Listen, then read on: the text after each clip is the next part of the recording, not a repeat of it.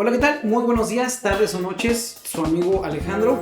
Y en ese día vamos a estrenar este bonito espacio. Vamos a comenzar con este bonito ciclo en cuanto a movilidad urbana y vamos a estrenar el formato de las entrevistas. El ciclo de entrevistas o bueno, la barra de entrevistas. Aún estamos comenzando con los detalles.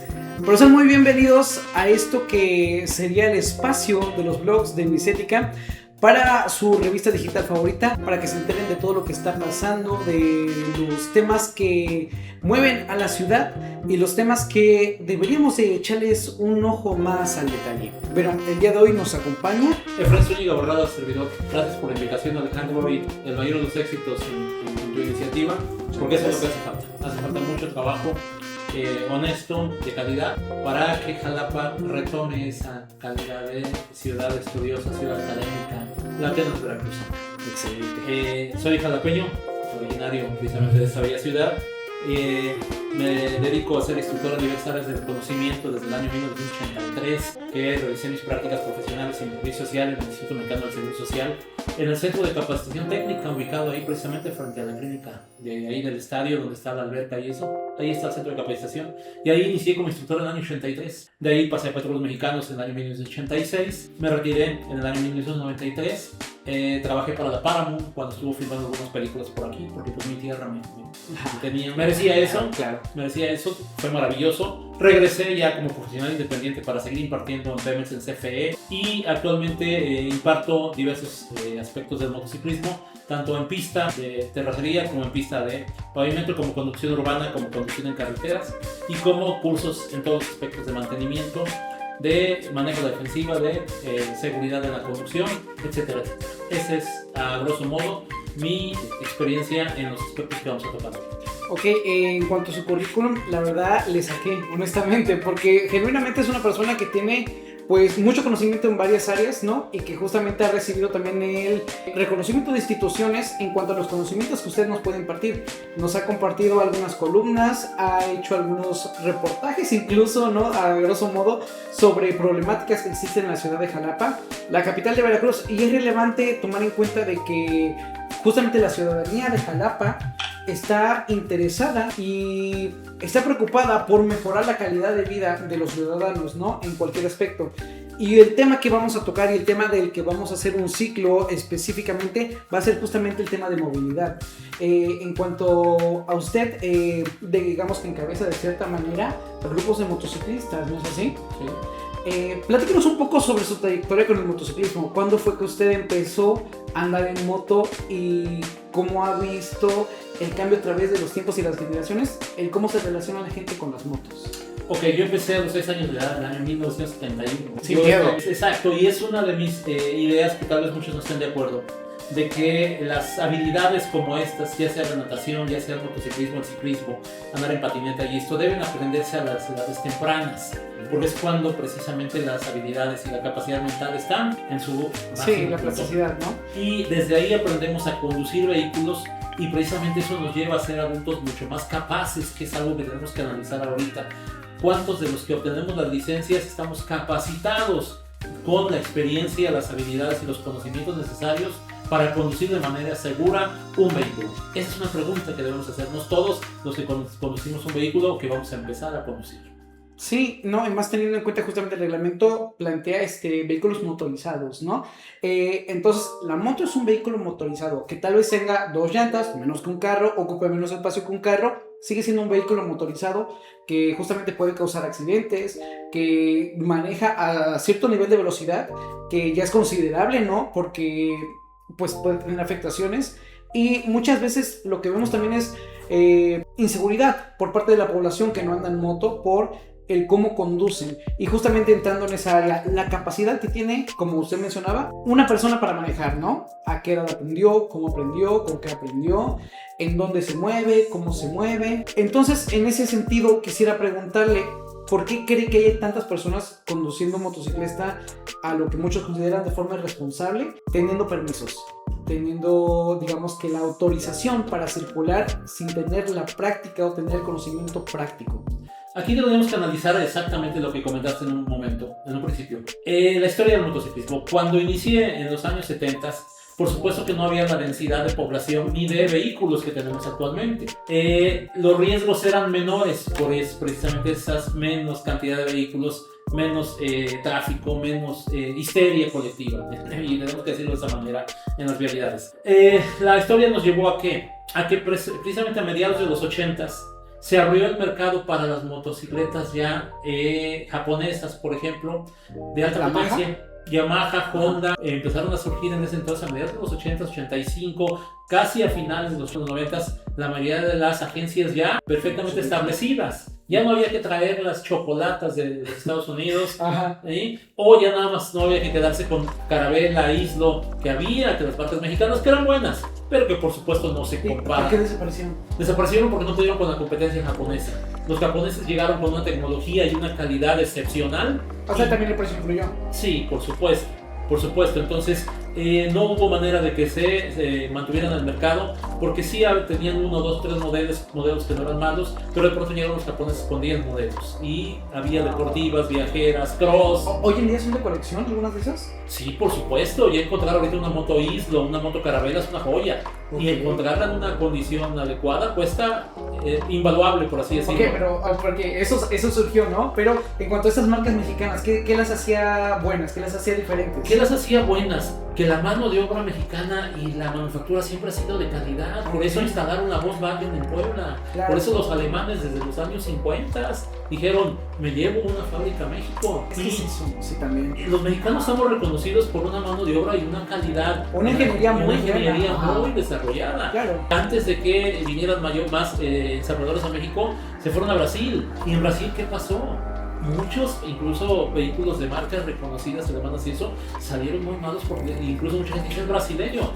No sirve, es mexicano, está muy bien hecho. Y eso estaba en las motos. Las fabricantes, don Isidro López, que creó la Islo, se asoció con fabricantes italianos, hacían diseños con motores y esto que venían de Italia y que venían de Inglaterra inclusive. Entonces no era nada más ingeniería mexicana, era una asociación. Carabela igual. Carabela llegó a sacar una motocicleta de 350 centímetros cúbicos en aquellos años, que ya era una cilindrada muy elevada y que andaba muy bien. Fue la última que vendió Carabela y todavía sobrevivió muchos años ahí precisamente junto al diario de Jalapa, en Ávila Camacho. Ahí estuvo la última tienda de la Carabela. ¿Cómo cuándo cerró?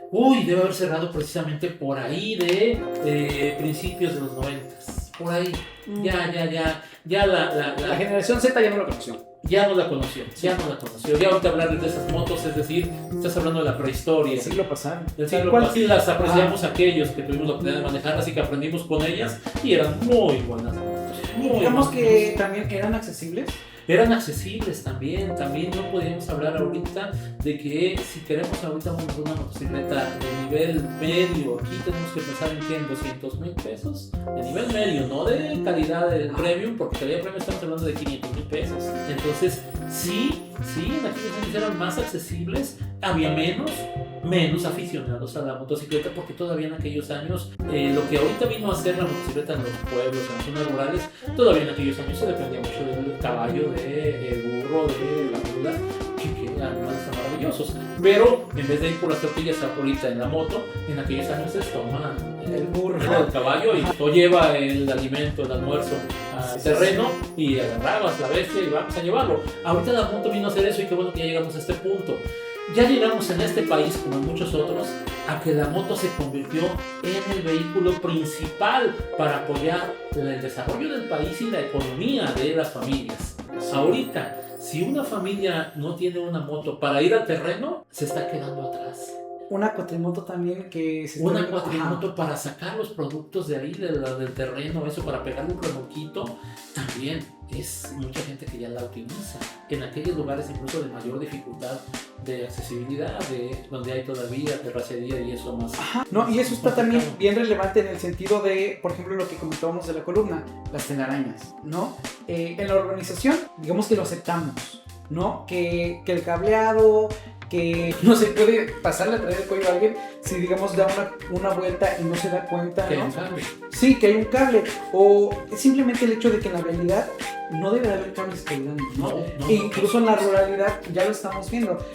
Me suena el caso de, por ejemplo, Cavada, que básicamente ya casi todas las personas andan en moto. Sí. Más que en auto, más que en animales, más que caminando incluso, ¿no? La gente se mueve en moto, ¿no? Y esto es un fenómeno que no se está viendo exclusivamente en ciudades, en comunidad, bueno, ahorita, es una comunidad, digamos que una ciudad, pero sabemos que las ciudades en Jalapa, en Veracruz, perdón, son relativamente pequeñas, Sí, ¿no? sí. O sea, todavía se siente como este espíritu de pueblo, ¿no? Entonces, Jalapa incluso, siendo la capital, respira estos aires de pueblo. ¿Cómo es que, por ejemplo, no tenemos alternativas de transporte, ¿no? Y ese es otro tema también bien interesante, ¿no? La moto como alternativa viable al auto, ¿no? Sí. En este sentido quisiera preguntarle, ¿por qué cree que la gente considera actualmente en la ciudad o en el pueblo más fácil andar en moto que andar en auto o andar en un camioneta? Definitivo. También podemos hablar de la accesibilidad que mencionaste, si la había en aquellos años. También ahorita la hay en motos, claro, de un costo menor, y es relativamente fácil hacerse una motocicleta. Pero también la motocicleta vino a sustituir a lo que hablábamos en las comunidades rurales, al caballo, al burro. Eso también lo vino a sustituir como tal. La motocicleta ya se convirtió ahorita en un vehículo de suma importancia para desarrollarse laboralmente, académicamente, para venir a la escuela, Sí. salir de las comunidades donde no hay el transporte, lo que acabas de mencionar, Sí. o obtener un ingreso por repartir productos. ¿Por qué? Porque también tenemos que agradecer que la motocicleta en la pasada pandemia se convirtió precisamente en ¿qué? En la salvación de muchos aspectos, de que llevar la comida hasta las casas, las medicinas, precisamente, que la gente no saliera de sus casas para protegerse. Entonces, la motocicleta es un vehículo práctico, económico, que ayuda muchísimo a mejorar la economía de las familias. Pero, lamentablemente, su crecimiento tan multiplicado, nos faltó algo que hacer, pues la educación, la preparación, el desarrollo de habilidades y conocimientos, la aplicación de exámenes estrictos para otorgar las licencias. Es decir, nos quedamos rezagados en un aspecto sumamente importante de cualquier actividad humana: Sí. la administración de riesgos. Sí. Cortamos, pausamos, continuamos. Bien. Ese punto, la educación, ¿cómo decirlo? La precaución, principalmente, ¿no? ¿Cómo es que es más rápido que llegue el artefacto a que llegue el conocimiento? Ese es otro tema, ¿no? Hablamos ya también de una cuestión de red educativa, de espacios para el aprendizaje, que, seamos honestos, se ven muy lejanos. Sí. Me llama mucho la atención un poco en su experiencia. Tiene usted, perdón, la edad de 60 años. Y usted ha vivido una vida bastante productiva, digamos, teniendo otras alternativas. Por ejemplo, me compartía unas fotos y me compartía un poco de su historia viajando a Alaska. ¿Cómo fue ese viaje? Bueno, dentro del motociclismo, afortunadamente, mi línea siempre fue a esa responsabilidad que debemos tener al conducir cualquier vehículo. No quiero decir que no he andado rápido en las carreteras, ¿verdad? Que no he cometido errores, pero cuando menos en participar en competencias callejeras, lo hicimos hasta el año 95-96 en el Arco Sur, con la autorización de las autoridades del municipio.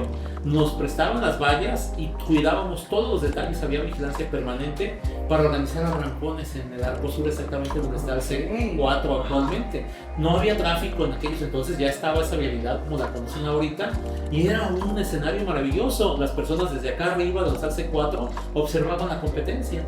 Sí, y llegamos a juntar en algún momento hasta 300 competidores en aquel tiempo. No, y seamos honestos, o sea, la velocidad es algo muy humano. O sea, es un deseo, un placer, una actividad que querramos o no va a ocurrir, ¿no? Ocurría con caballos, ocurría con autos, ocurre con motos, ¿no? Y con mayor razón, ¿no? Actualmente, en Banderilla, me parece, fines de semana es cuando prestan un poco más a esas actividades. Sí, lamentablemente igual, tenemos que hablar de los estereotipos. Una cosa es que todos, como lo acabas de mencionar, nos surge esa ansiedad de competir, esa emoción de lo que sea en caballo, en moto, en bicicleta. Sí. Y otra cosa es que los estereotipos y lo que vemos en las películas también es una influencia muy elevada.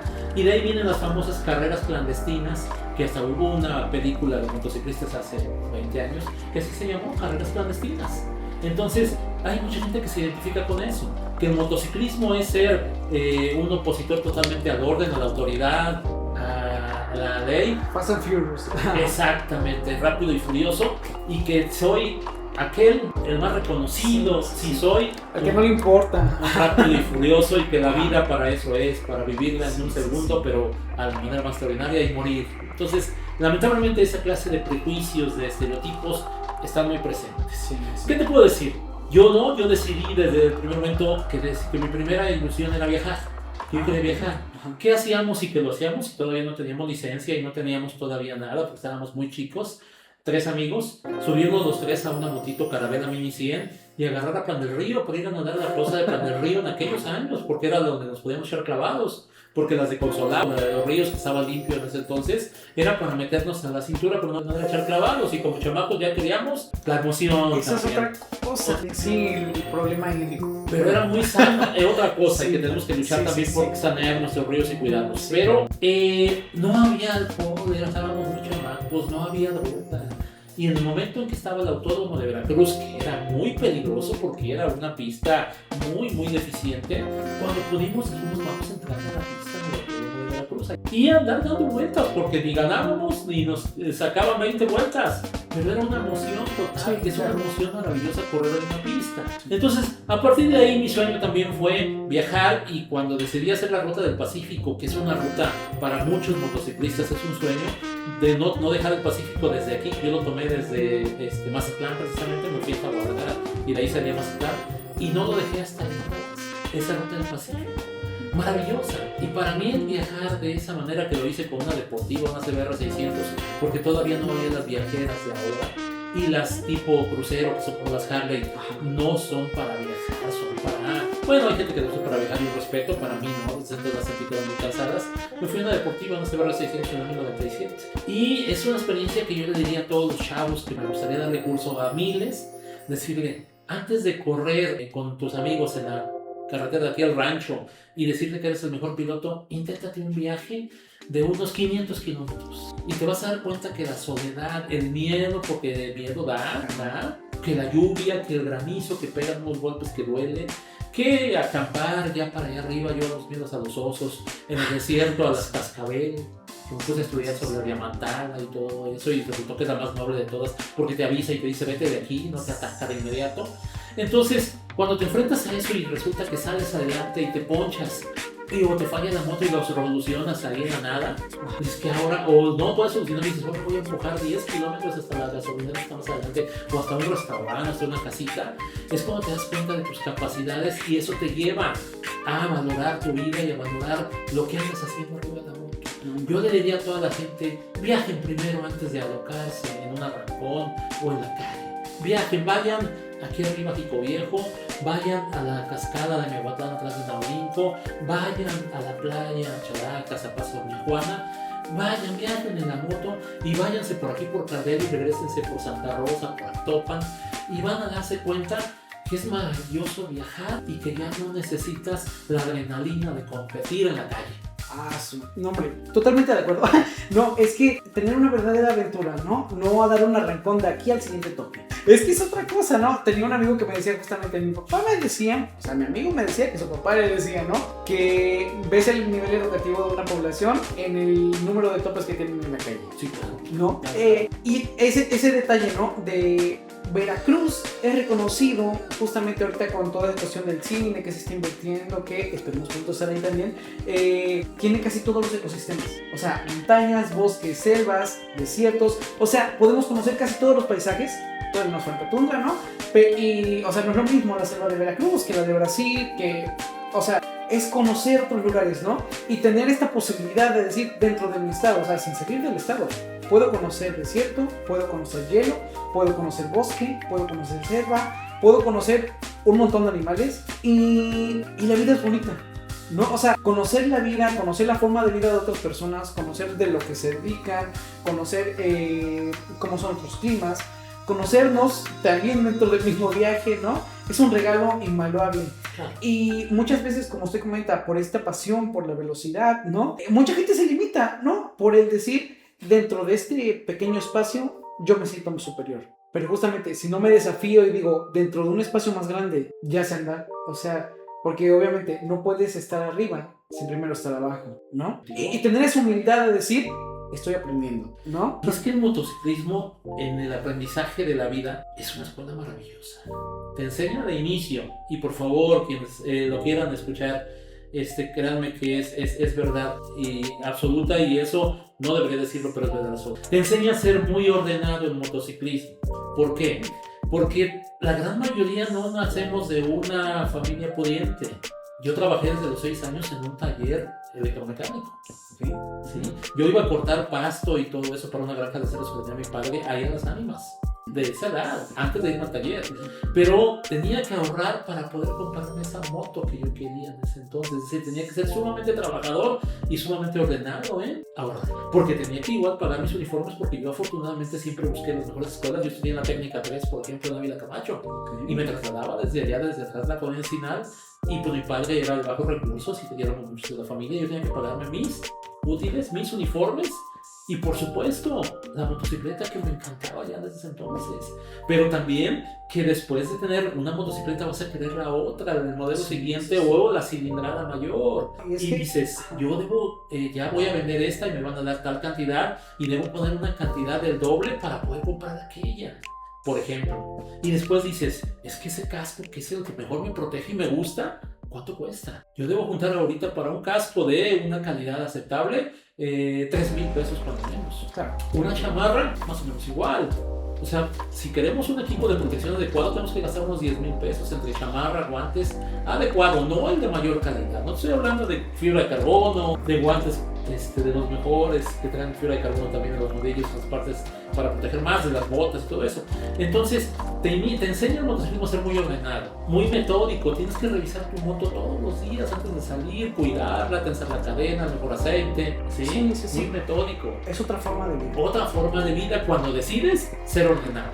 Claro. ¿Y eso en qué te ayuda? A que igual eres en la escuela, igual eres en tus responsabilidades, en la sociedad.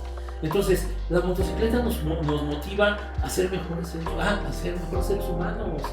A partir de que empiezas a ver aquellos lugares, dices, yo venía a tirar un papel en esta cascada, una botella, no, a mi moto llevo la bolsita y la deposito en el primer bote de basura, porque entonces aprendes a apreciar la naturaleza cuando la encuentras con esa calidad con la que la moto te lo permite llegar a aquellos lugares inaccesibles. Son justamente esas perspectivas que nos nacen de conocer, de apreciar lo que dice. Veracruz es maravilloso. En el 94 que estuve trabajando para la Páramo, yo escuchaba hablar a mi jefe que había recorrido el mundo buscando escenarios para la Páramo, jefe del área de logística, pues tuve que ver con las motocicletas, con los helicópteros, los vehículos de filmación y de transporte. Entonces, cuando yo escuchaba hablar que hablaba de maravilla de Veracruz, decía yo, pues yo por eso regresé a Jalapa, señor Chávez. Así es. ¿Por qué, Fred?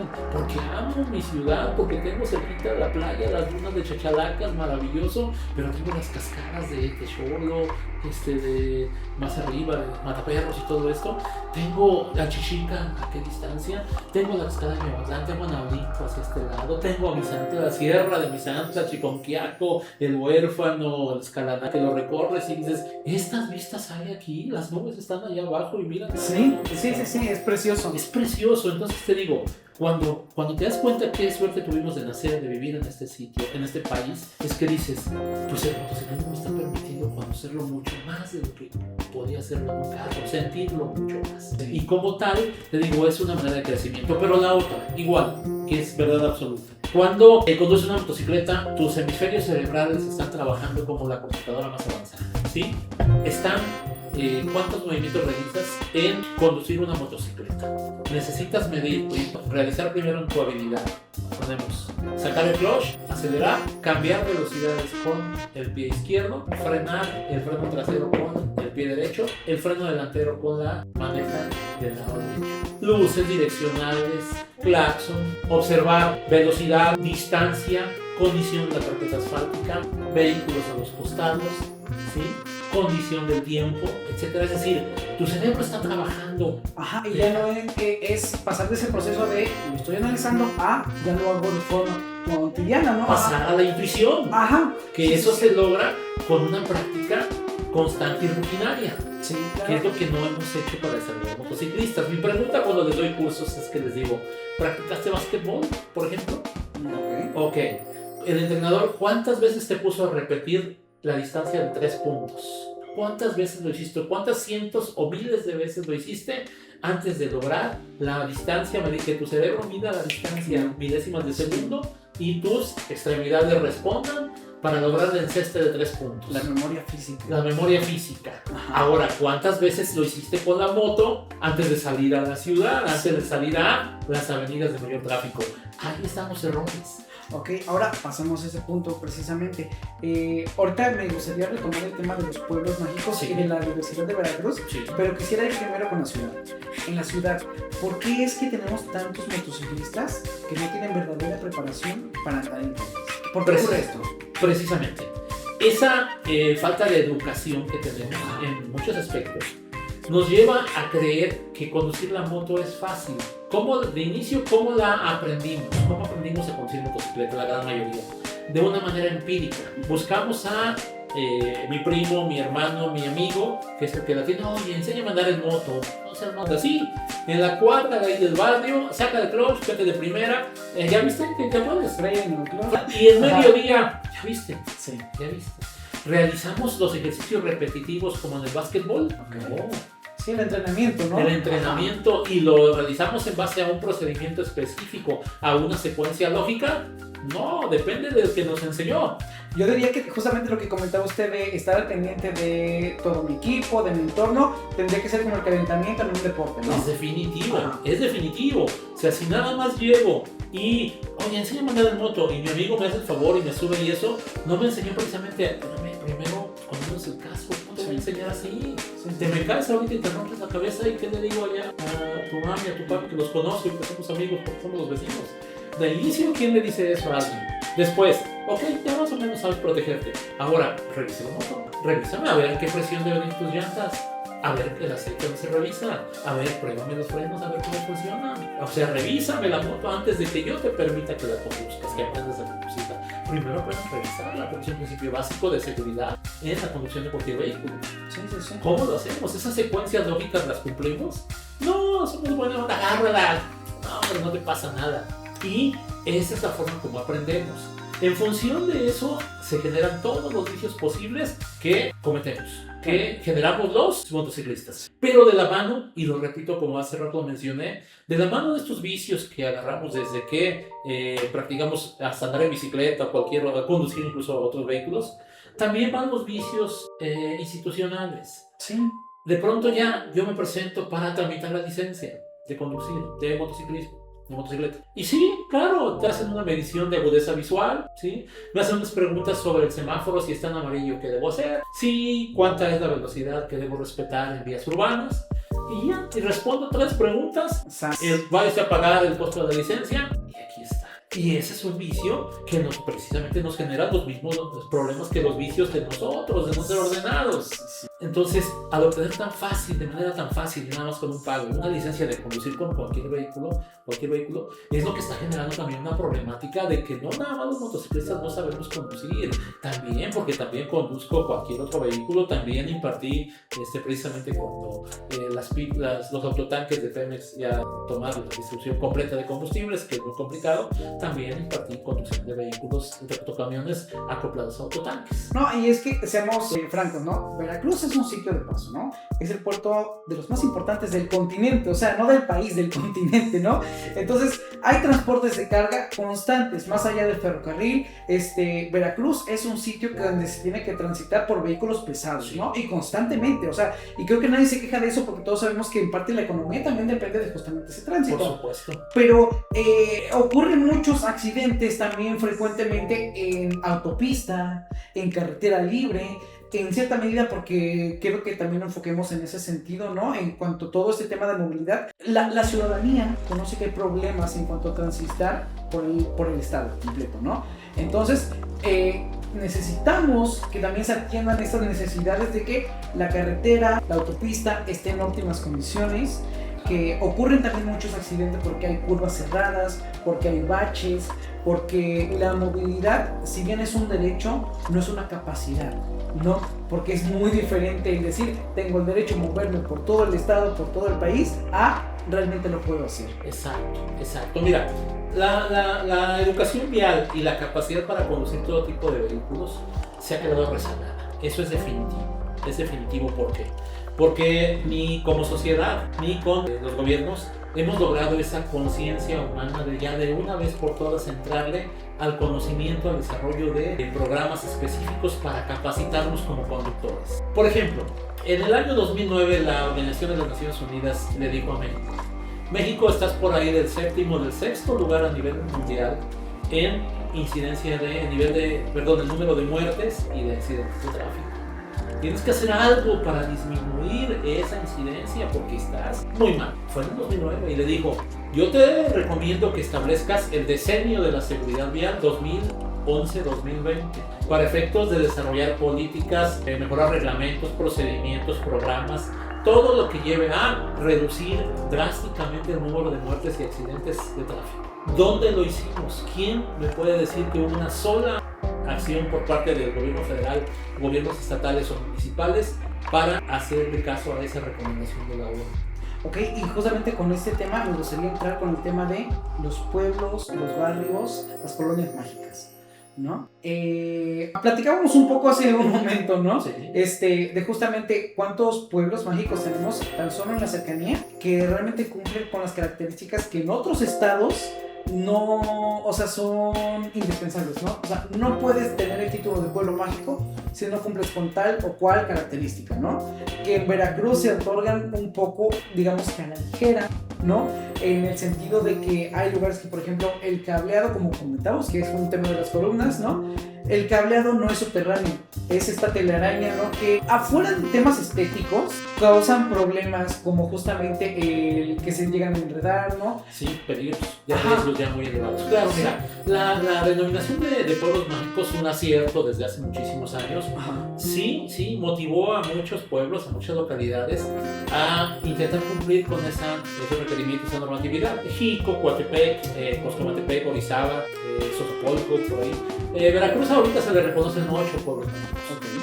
Si vemos, por ejemplo, a Naurinco, sí le han echado muchas ganas en mantener esa denominación de pueblo mágico. Está bonito. Y les ha funcionado. Sí. ¿Por qué? Porque podemos ver los fines de semana que ya las filas desde aquí, desde para bajar a Jicotepec y esto, ya hay que ir a vuelta de rueda. Y ya tendríamos que pensar en mejorar también esa carretera, precisamente para seguir apoyando. Un teleférico aquí. Tal vez sería mejorar la guía por aquí por el CECIP de Banderilla, el Cebetis de Banderilla hacia el pueblito, bajar a la Concepción, al Espinal, que ya se puede, ya está pavimentado todo, pero sigue teniendo algunos detalles que la hacen insegura.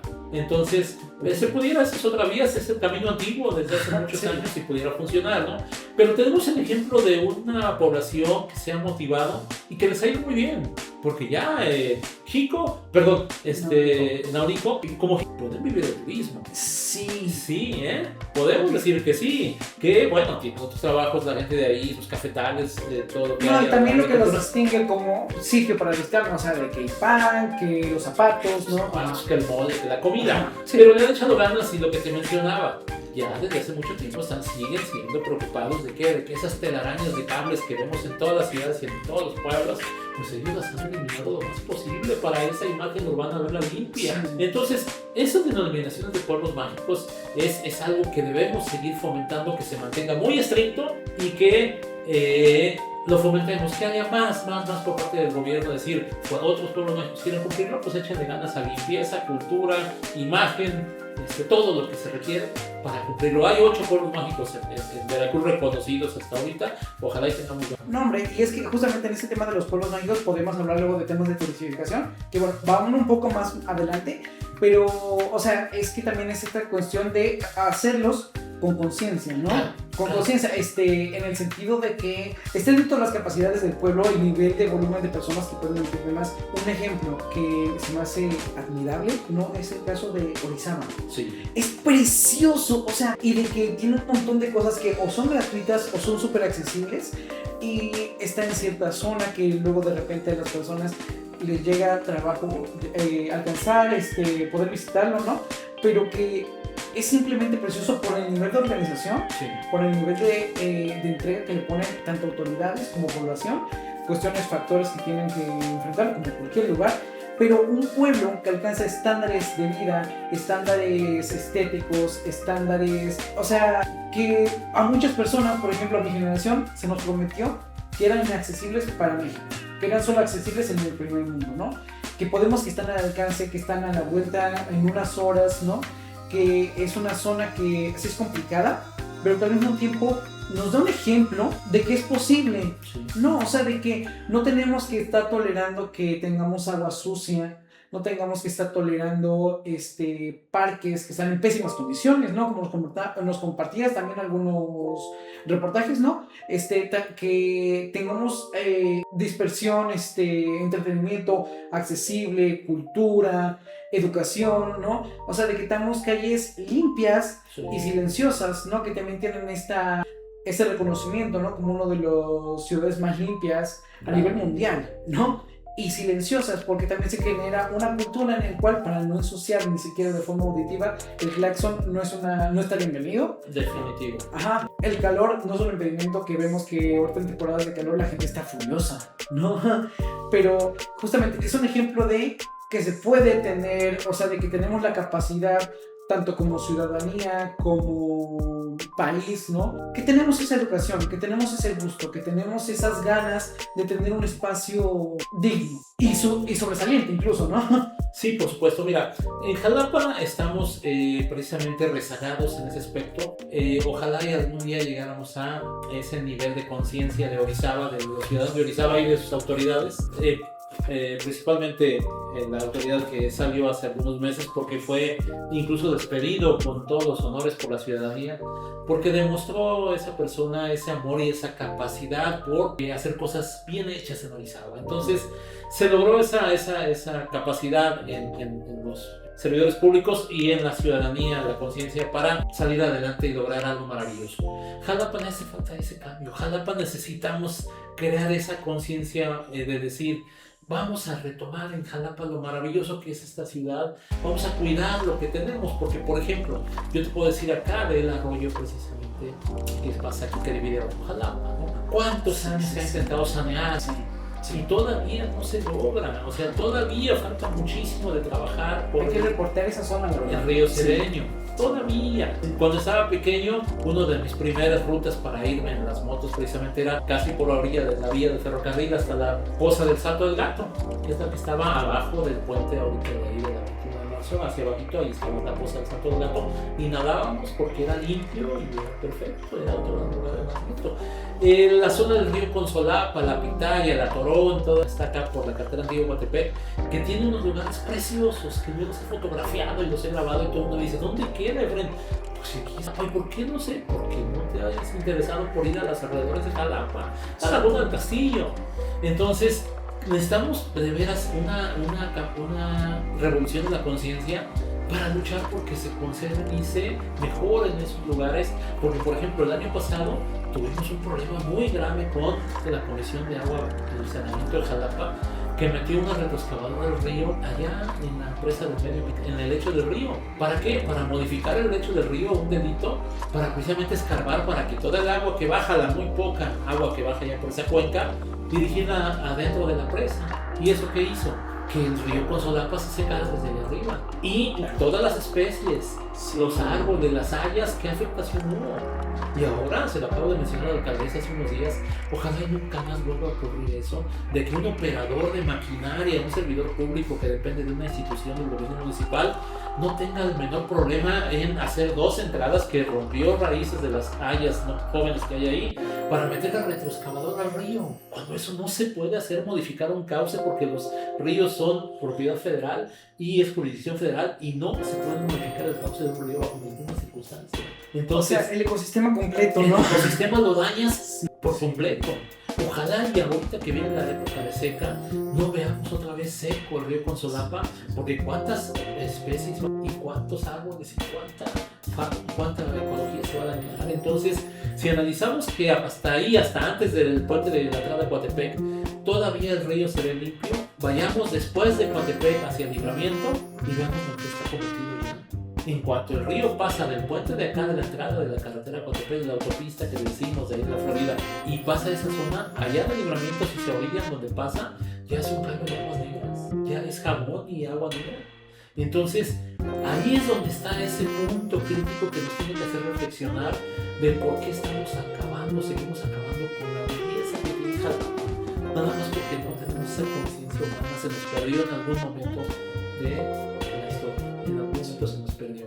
Y de la mano va la educación para ser buenos conductores, buenos motociclistas, como buenos ciudadanos para proteger la ecología. Buenos humanos. Buenos seres humanos. Si no nos preocupamos por crear ya grupos que vayamos a reforestar esa montaña tan preciosa que tenemos al poniente, que es la que nos da el 90% del agua, entonces ¿en qué tiempo vamos a tener mucho más problemas de los que tenemos ahorita? No estamos preocupados por reforestar las cuencas que nos dan agua, que son todas esas que tenemos aquí, hacia las Lajas, hacia Cinco Viejo. ¿En qué tiempo vamos a padecer ya más de agua? Entonces, necesitamos una revolución de la conciencia social en Jalapa, y eso es algo que nos debe motivar todos los días a hacer algo, a pensar y en ser mejores. Claro, y bueno, les invito a todas las personas que nos estén escuchando precisamente que reconozcamos que existimos personas que estamos interesados, estamos preocupados por tener un estándar de vida, una calidad de vida en el que podamos decir, tenemos un río. Sí. Veracruz es reconocido precisamente por el nivel de ríos que tenemos, y somos conscientes todos los veracruzanos que antes había más ríos, que antes había más agua, que antes había muchos más bosques y selvas, ¿no? Y qué precioso es el estado y qué lástima perderlo. Sí, lamentablemente yo te puedo decir que precisamente después de que se filmó aquí en la zona de Jico, Carrizal, La Concepción se volvió a casa, la película de Peligro Inminente con Harrison Ford, una escena en Carza, otra en la Torre Ánimas donde tenemos las oficinas que sale la curva de Pastoresa. Próximamente otra vez sin ver que Fue en el año 94, hace 32 años casi. Y después de ahí se filmó Curandero de la Selva. Y Catemaco yo había pasado muchas veces por ahí, por mi traslado hacia el zona sureste donde trabajé en Petróleos Mexicanos. Pero cuando lo conocí durante esa, yo dije, es increíble Catemaco, es increíble los arroyos de agua fría y transparente que hay ahí cerca, pues donde estaba la embotadora Coyame. Entonces, pero a partir de esa fecha que he seguido pasando por ahí, porque me gusta mucho y viajo de moto mucho hacia el sureste, deforestaron Catemaco como no te imaginas. Las lomas de Catemaco llenas de árboles no existen. Después de Catemaco empezar a subir para poder bajar una vez hacia Juan Díaz Covarrubias, ya casi es desértico. Está todo talado, se acabaron las selvas. Y Catemaco es precioso, su lago, su camino a salir a Montepío, hacia donde se desemboca el río, hacia el Golfo de México. Ahí está el río, es como paso de Tijuana, pero con vegetación. Sí me tocó conocer eso. Precioso. Ahorita la zona hacia acá, hacia Roca Partida y todo eso, que también ya tiene mucho turismo, pero lamentablemente sí nos seguimos acabando esos pocos árboles que nos quedan. Lamentablemente no estamos resembrando, no estamos cuidando lo que hay, no estamos preocupados por decir, vamos, ya vienen otra vez los calores y hace 2 años que nos pegaron, mucha gente se preocupó por ir a sembrar árboles hasta los camellones, pero ¿dónde se le dio seguimiento? No, y que platicábamos, ¿no? O sea, el cambio climático es evidente, ¿no? Nos comentabas también de una zona de Tabasco, ¿no? Que se está perdiendo por el mar, ya, ¿no? Mira, en las corrientes en el Golfo de México cambiaron mucho por las construcciones que se hicieron. Por ejemplo, cuando se construyó el puerto de Dos Bocas, en el cual tuve la fortuna de trabajar mucho tiempo, hasta antes de que construyeran la refinería, se construyó un rompeolas muy grande para proteger la entrada de los barcos hacia el puerto. Ajá. Este rompeolas, en su momento, pues, la importancia era tener un puerto equipado para suministrar todo lo necesario plataformas, porque Ciudad del Carmen no es un puerto grande, es un puerto muy pequeño, no entran grandes barcos, entraban barcos camaroneros de una eslora muy pequeña, y necesitaban un puerto más grande, y Dos Bocas vino a ser la solución. Entonces, construyen el rompeolas y ahora de 2 kilómetros de rompeolas. Cambió las corrientes por completo de rompeolas y generó precisamente que esas corrientes se llevaran ya muchas partes de Tabasco, desde donde empieza Tabasco, que se une con Veracruz, que se llama precisamente ahí La Venta, Sánchez Magallanes. Ahí ya no existe la carretera costera. La carretera costera sale de acá, de Agua Dulce, derechito a Cárdenas, Tabasco, y el mar está ya a 20 kilómetros, pero ya no existe la carretera costera. Ahí se la llevó desde hace muchos años. Ahí entró el mar hasta los terrenos y se ha llevado cientos de metros. Ahí ya es imposible circular. Le llevábamos nosotros los petroleros la carretera de cuota, porque había tramitos donde podías circular, pero tenías que meter a los terrenos, a los ranchos, y te cobraban. Los ganaderos, los dueños de los ranchos, lógico, vas a pasar por mi propiedad, pues sí, pues paga. Y sí, así lo pusimos desde hace 40 años, sé que llegué allá en el año 86. Pero también ahí junto a Frontera, que esto ha sido publicado por diversas televisoras a nivel nacional, existe una comunidad que se llama El Bosque, de Frontera hacia Ciudad Carmen, separada de la ciudad frontera. Ahí el mar se llevó todo ese pueblo. Quedan 3 o 4 casitas, pero de gente muy pobre que no ha podido obtener ya sea las casas que repartió el gobierno o ya sea comprar un terreno en otro lado. Pero se llevó el mar a ese pueblo, es el primero del Golfo de México que ya desapareció. Seamos francos, es una cosa que ya sabemos. O sea, que eso se pronosticó hace años, muchos años. Y que digamos que en un cierto punto dijimos, no, podemos dar un paso atrás, pero ¿a qué horas? ¿Cuándo? ¿No? Y ya lo estamos viendo, o sea, de que ya no es negable, ¿no? O sea, de que vemos cada primavera calores más intensos, cada invierno fríos más mortales. Y este siglo no va a parar, o sea, los climas extremos se van a extender, los superhuracanes van a seguir pasando, Sí. pero bueno, existe la comunidad, existe la población, existemos las personas que estamos interesadas por genuinamente decir, ¿sabes qué? Vamos a tratar de procurarnos, vamos a tratar de subsistir, vamos a tratar de, si ya no se puede mejorar, no empeorarlo, ¿no? Claro. ¿Cómo podemos, por ejemplo, contactar con una red, por ejemplo, en cuanto a motociclistas, que sean conscientes, que sean responsables y que tengan acceso a esta educación, ¿no? Por ejemplo, ¿cómo podemos contactar contigo? ¿Qué redes tú puedes contactarnos o qué redes nos sugieres para que hagamos comunidad? Mira, la realidad en cuanto a las organizaciones motociclistas es que podemos contar con los dedos de una mano aquellas precisamente que promueven esta clase de valores que son tan importantes como seres humanos y como ciudadanos que practicamos una actividad. Aquí en Jalapa existe ahorita una comunidad de motociclistas que tiene un nombre en inglés, Free Bikers, algo así, que están promoviendo recorridos precisamente por estas brechas, estos senderos hacia los lugares maravillosos de por aquí, ¿sí? Y ellos son los que habría que acercarse para en algún momento intentar crear esa sinergia de que conocemos y cuidamos, que es lo que yo le digo a mucha gente. Le digo, mira, por ejemplo, si le preguntamos aquí a los jalapeños cuántos conocen la cascada de Miahuatlán, es preciosa, que está atrás de Naulinco, ahí a 10 kilómetros, y que llegas en coche, no necesitas ir en moto porque está ahí en el pueblito, ahí en una cuadra, y ahí bajas. Ya me he dicho que no la conocen la de Naulinco, la que iba, que ya está cerrada porque el mirador se fracturó y todo eso. La de Miahuatlán es preciosa, está atrás de Naulinco. Y pueden salir por el centro de Naulinco o se siguen de Naulinco hacia la parte donde termina Naulinco, ahí está la gasolinera, y por la gasolinera le entran a la izquierda y nada más llegan a Miahuatlán, preguntan si una cuadra del centro y ahí van a estacionar su carro y está como tan seguro.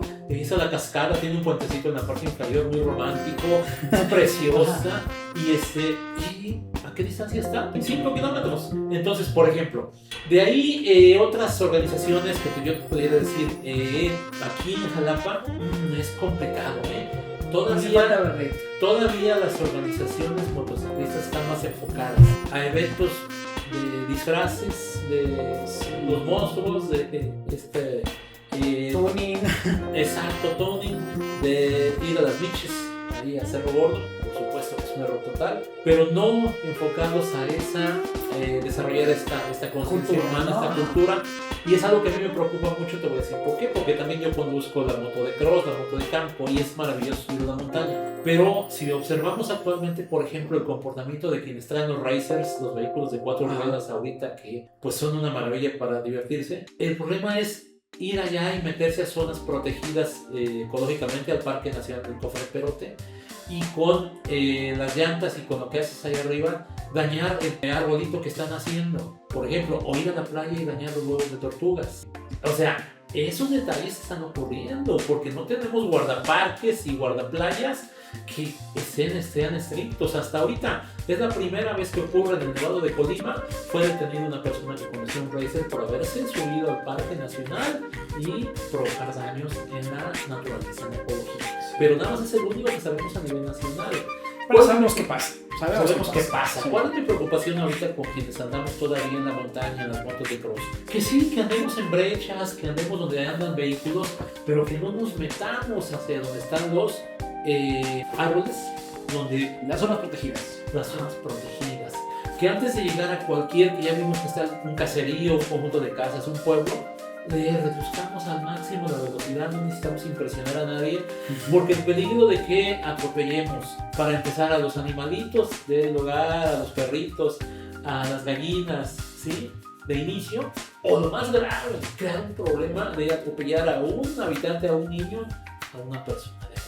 Entonces, yo les he dicho a algunos compañeros con los que salimos, vamos a bajarle, vamos a pasar a vuelta de rueda, no necesitamos pasar impresionando a nadie con las motos como locos, porque ya los riesgos son muchos. Y porque ya aquí precisamente es el cofre, pero en algunas localidades, cuando escuchan el ruido, ya han puesto cadenas o sogas para impedir el paso. Y a ver, nos vamos a un problema con una persona vendiendo de ahí. Yo preferiría regresarme y con ese señor aquí a crear Esta figura del motero rudo, violento, ¿no? No, para ¿A quién le sirve? ¿a quién le sirve? ¿De qué nos sirve que al rato no van a pasar por aquí? Se acabó esta ruta maravillosa porque nomás venían a hacer desorden y daños, a causar daños a la ecología. Entonces, es importantísimo esta clase de programas y te agradezco. ¿Por qué? Porque sí debemos retomar esos valores que no nos van a limitar en nuestra diversión. Todavía tenemos muchas zonas donde podemos correr en la moto, Conocer y disfrutar.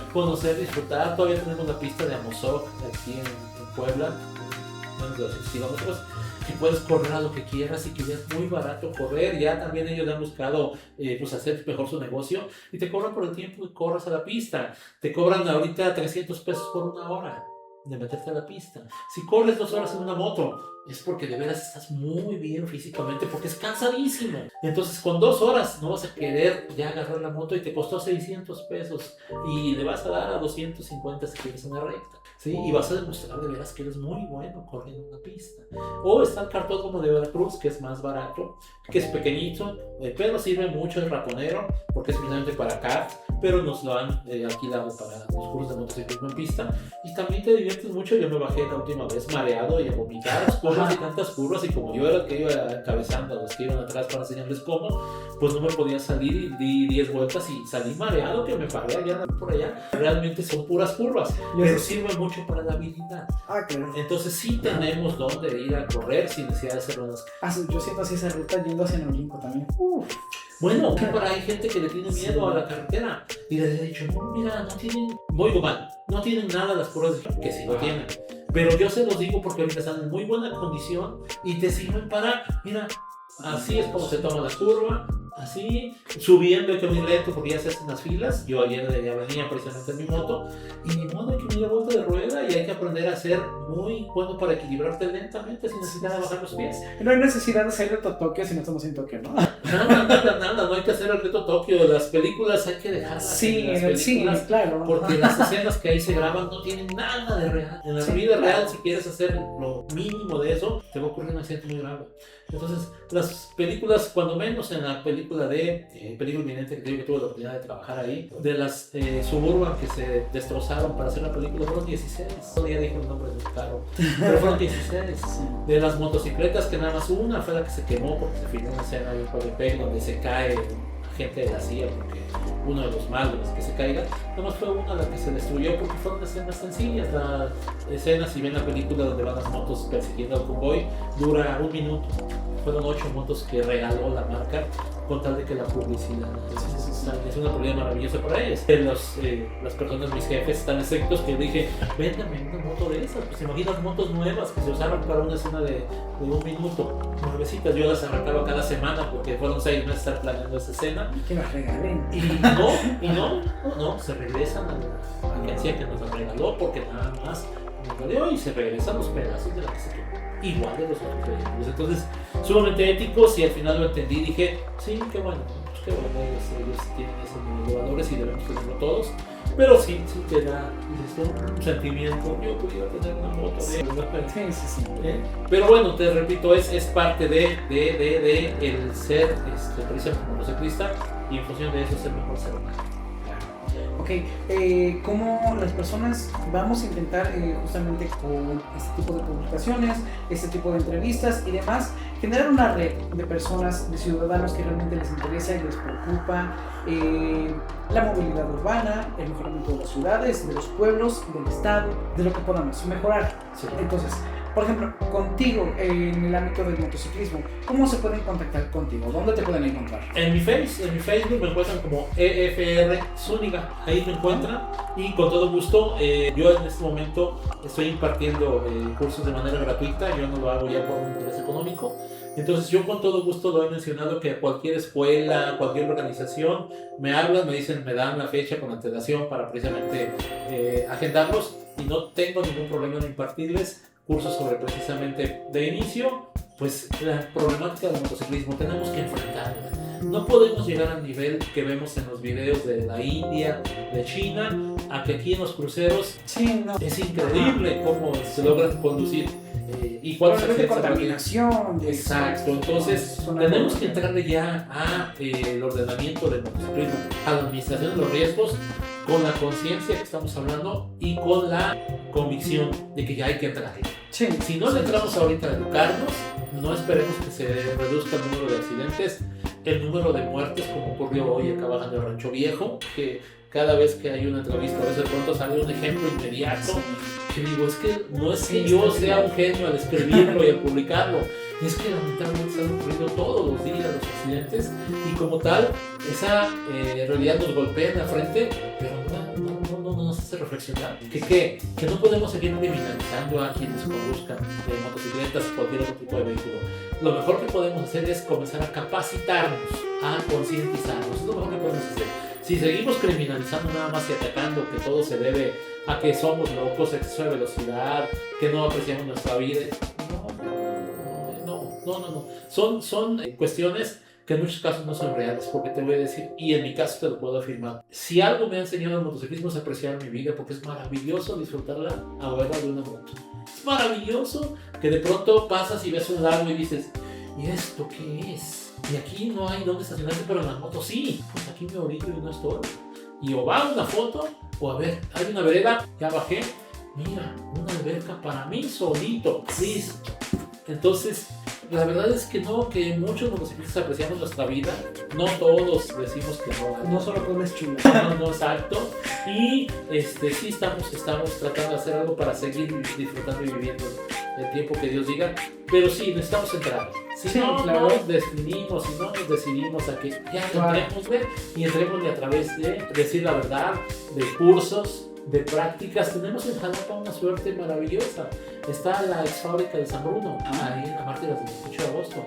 Ahí he ido 2 o 3 personas en un espacio abierto. Es un espacio abierto que quedó en el sueño de los justos, ahí se dieron muchos años, porque bueno, pues los derechosos fallecieron y ya no hay muchos que lo reclamen ahorita. Tuve la suerte de conocer al último líder de ahí, que en paz descanse, la Gonzalo de Lima, y cuando supe que habría algún problema por acá, dije, no, yo le hablo, todavía estaba vivo en ese entonces, yo le hablo a don Gonzalo y sé que nos permite entrar ahí donde queramos, ya ahorita ya no hay necesidad, pero ahí podemos ir a practicar esa práctica que nos faltó, de como en el básquetbol. Ahí podemos ir a hacerlo todos los días y cansarnos hasta que dominemos la moto y la intuición se nos desarrolle para reaccionar en milésimas de segundo. Hay que evitar accidentes, hay que mejorar las calles, hay que generar una red, hay que generar educación, pero es un trabajo que se debe de hacer y se debe de hacer ahora. Se debe hacer ahora. Y para poder enfrentar lo que tenemos en las vialidades, es necesario hacer una evaluación de puntos críticos en las ciudades. Es un concepto que yo he manejado desde hace 40 y tantos años que empecé como instructor en conducción de vehículos, que si vamos a vivir en Jalapa y aquí circulamos el 90% del tiempo, debemos analizar los puntos críticos de la ciudad de Jalapa. ¿Cuáles son? Las glorietas. Si tú llegas a la glorieta de la Araucaria vas a encontrar semáforos, ¿sí? Tienes que esperar el verde, el amarillo, aunque a veces están confundidos los semáforos y muchos nos confundimos, hay que respetarlos. Subes otro kilómetro y está la glorieta del Puente Bicentenario. Y ahí es uno por uno entre comillas. No hay semáforos en la glorieta del Puente Bicentenario.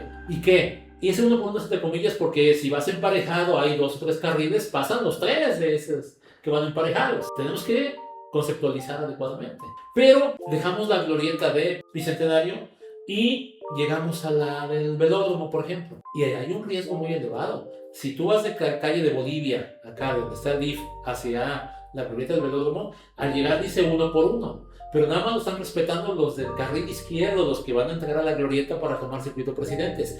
Los que van hacia Coatepec, muchos no lo respetan. Y aguas porque ya ha habido accidentes ahí. ¿Por qué? Porque el 1 por 1 es para los 2 carriles que vamos bajando, no es nada más para el lado izquierdo. No hay alguna señal ahí que diga 1 por 1 nada más para este. El 1 por 1 es para 1, 2 o 3 carriles que haya en cada vialidad.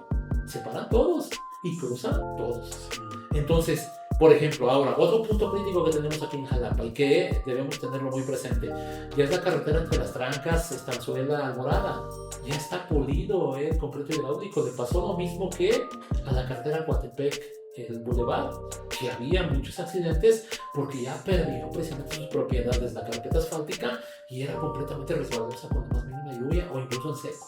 Sí, no, y esta zona es humilísima. Pero bueno, son todos estos detalles que justamente hay que, o sea, infinidad, ¿no? Sí. Y todos los podemos puntualizar. Y yo creo que es importante, justamente como decía, empezar a hacer esta red. Y bueno, me gustaría invitarlos a todos ustedes que nos están escuchando a unirse a esta conversación, a platicarnos también sus inquietudes en cuanto a algunas zonas transitadas, zonas que ustedes conozcan, y que se puedan contactar con Efraín, Sí. justamente mediante su Facebook, para que se pongan en contacto y se empiece a generar justamente esta red de motociclistas y de ciudadanos interesados en la movilidad, Sí, ¿no? definitivo. Síganos por favor para que estén al pendiente de esta serie en cuanto a movilidad urbana y en cuanto a la mejora de la transición por todo el estado, por todo el país, por todo el mundo. Vamos a intentar hacer una red de personas que genuinamente están interesadas en generar una mejora. Muchísimas gracias por su atención. Me gustaría despedirte y agradecerte con el mayor honor que podrías darte actualmente, que es ser pues nuestro padrino en este inicio de filmación, en este inicio de esta serie de entrevistas, en esta serie en cuanto a movilidad urbana. Efraín, muchísimas gracias por tu cooperación, por tu participación en cuanto a la escritura de tus columnas, en cuanto a tus videos, en cuanto a tu conocimiento y en cuanto a tus aportes a la comunidad. En verdad, muchísimas gracias. No sabes el enorme favor que le haces a la comunidad al estar interesado y al estar difundiendo estos mensajes. Muchas gracias a ti, y te repito, el mayor de los éxitos para tu programa y que logremos que ojalá con tu granito de arena, con el mío, con el de los que nos vean, logremos de verdad eso, esa conciencia humana, elevarla a ese nivel que Jalapa merece. Si decidimos vivir en esta ciudad, si tuvimos la suerte de nacer en esta ciudad, podemos todavía hacer mucho para que no se degrade más la calidad de vida, para que todo lo maravilloso que tenemos en la ciudad y alrededor lo logremos conservar. Entonces te agradezco de verdad tu invitación. Siempre será un placer asistir cada vez que me invites, un honor. Y ojalá, y te digo, te repito, esto sea para bien y para una mejor sociedad. Muchísimas gracias. Gracias. Hasta luego. So, Muchísimas gracias.